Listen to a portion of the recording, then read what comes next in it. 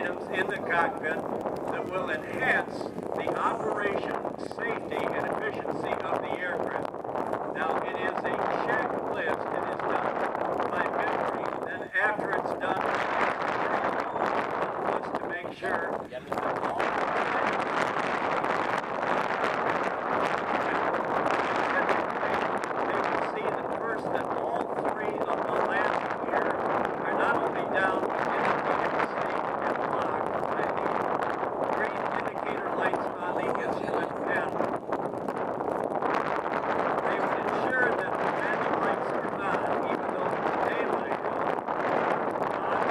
intensity.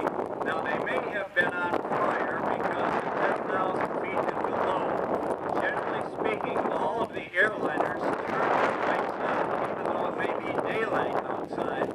The lights go on because they are high intensity lights, and you will see, as another pilot, you will see the lights sometimes before you see the airplane. So it is a situation where it is BC. Now, with the checklist completed to its finality, there are no extraneous conversations in the cockpit. It's called the sterile cockpit time. It is 5 miles and a little bit over 2 minutes from that 5-mile point down to the touchdown. Prior to that time, a predetermined landing speed based on several conditions. That speed will be indicated by a movable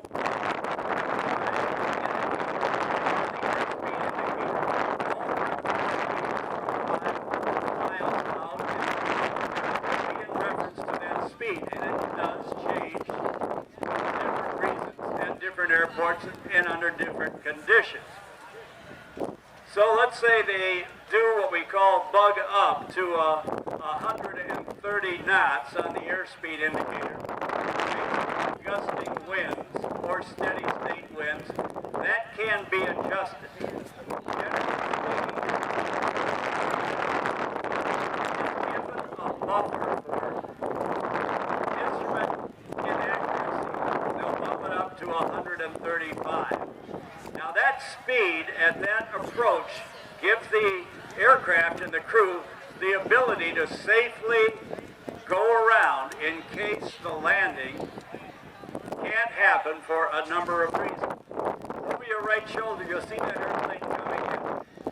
As they make their way down to 500 feet, either verbally from the cockpit or via automated voice calls, you will start to hear 500 feet.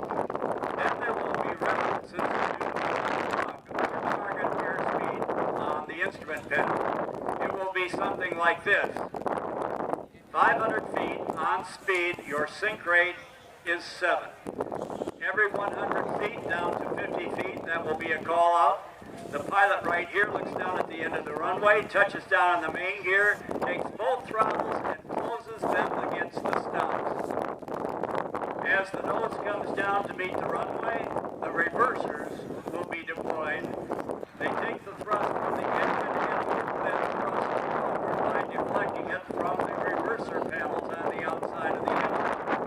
As the speed gets down to 80, it is called by the non-flying pilot. The reversers start to come out of reverse so that by the time the airspeed indicator reads 60, they are back in idle thrust again.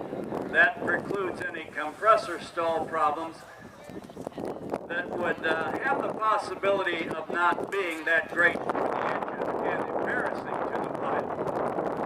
You know about the engines too. Your passenger, so then we get off the runway. See that airplane departing the runway. The co-pilot will take the radio. The pilot in the left seat will steer the airplane on the ground with the device on the left side that steers the nose gear.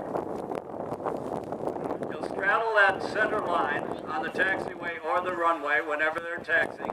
They will both listen to the directions on how to taxi back to the gate from ground control.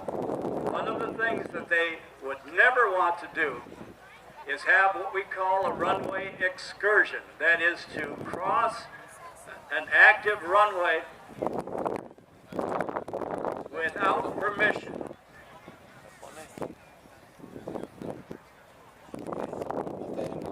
So right now the pilot, the captain, calls for flaps up after landing checklist. You can see again that term checklist is used throughout the regime of taxi, before takeoff, after takeoff, climb, cruise, and then descent. The checklist means that it is done by memory first and then followed up with either a mechanical checklist or a paper checklist, depending on what type of airliner you're flying, so that everything is insured, every switch is where it should be. Emphasizing the fact that it is a checklist and not a work list. You do it first by memory, then you follow up with the device that I mentioned to you that may be on the instrument panel as an automated device. A paper device that serves the same purpose, depending again on